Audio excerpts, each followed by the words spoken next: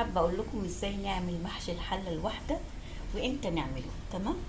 يعني احنا بنعمل زي ما انتم شايفين كده، بسم الله ما شاء الله. ورق العنب على جنب، الفلفل طبعا كان عندي فلفل احمر عملته على جنب، وطبعا البتنجان على جنب.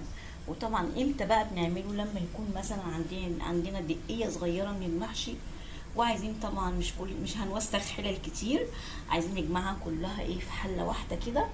او مثلا يكون عندنا كذا صنف اكل بنعمله وعايزين نوفر شعلة البوتاجاز، فطبعا بنضطر ان احنا نعمل محشي الحله الواحده الجميل اللي انتوا شايفينه دون. بس طبعا بنسقي الشوربه من على جنب خالص.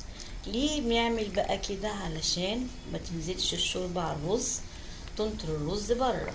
حكمت العيار بتاع المحشي طبعا بورق العنب ان هو لازم يكون بسوى الشوربه تكون بسوى ورق العنب. تمام، زي ما انتم شايفين كده، بسم الله ما شاء الله. اول ما يغلي طبعا هنوطي تماما.